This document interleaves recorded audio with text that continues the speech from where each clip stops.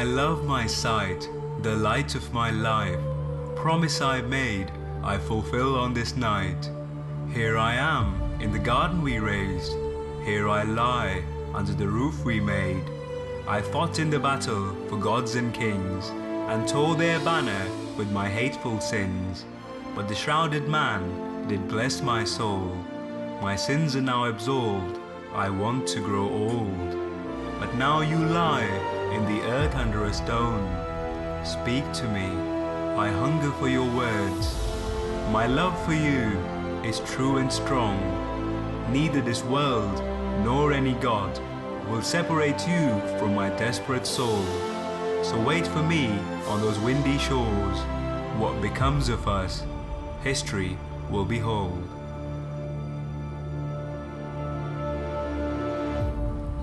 Hello, I'm the Holy Hermit, and this is part 3 of my Crusader's tale. In this series, I tell tales that were alive in our past. These stories define the world around us. But before I commence with this tale, please understand that the perspective I share in this video is my alone.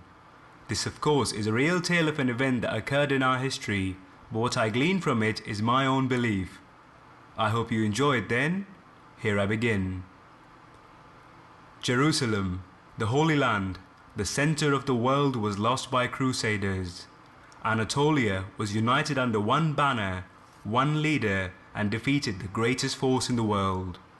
Saracens under the leadership of Saladin now governed Jerusalem and its surrounding city-states. This sent a shock to the very heart of Europe. Great kings, noblemen, and the church were all astonished by the losses Crusaders' army incurred during the Second Crusade. A battle that was meant to repel the Saracen onslaught was lost. What was needed was another war cry. What was needed was a new leader. What was needed was the land of their Lord. You see, past has a way of repeating itself.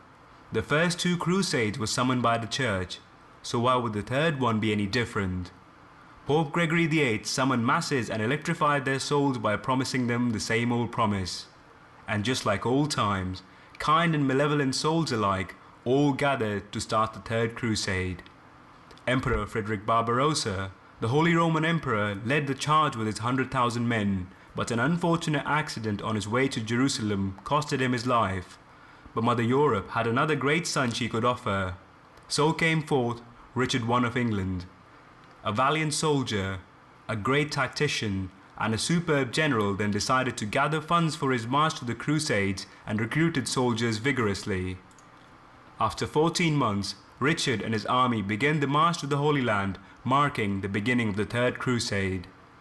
Back in the Holy Land, Saladin was hailed by all.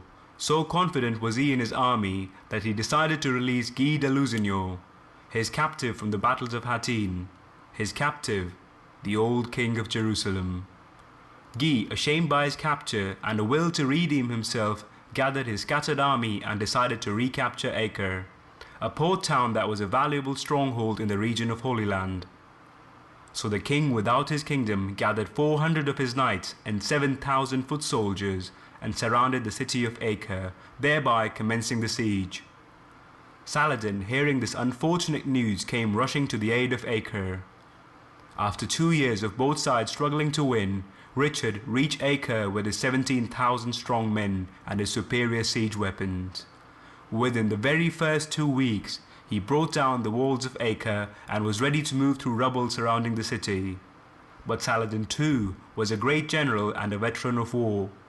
To counter the onslaught of Richard's siege weapons, he used Greek fire to set ablaze siege weapons. A mixture of naphtha and tree saps made the fire that simply could not be extinguished.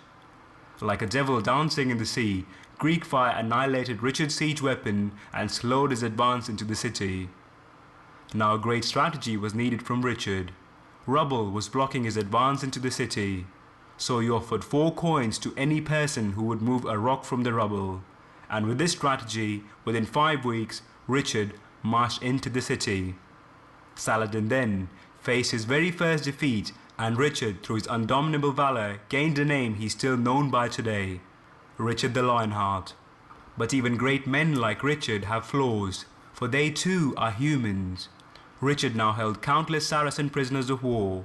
He offered Saladin to exchange these soldiers for a ransom, but both men could not reach an agreeable term. After the negotiations failed, Richard felt he had no choice. Another important part of being a leader is to make hard choices, and this decision itself could be understood as one of the hardest decisions of them all. With too many mouths to feed and his own soldiers growing weary of the conditions in Acre, he ordered all Saracen prisoners of war to be executed, all of them. And then he began his march into Jaffa. March from Acre and Jaffa was long, but Richard organized his march in ways that would reduce casualties to a minimum. But Saladin, being a great tactician himself, kept harassing Richard's army with his horse archers. But such was the will of the army and the strength of Richard's leadership, they kept marching to Jaffa and took the city. Then Richard made a decision that set his army in an uproar. He was only a few miles away from Jerusalem, but decided to march away from the city and regroup at Acre. He believed that even if he managed to capture the city, he will not be able to hold it with his men.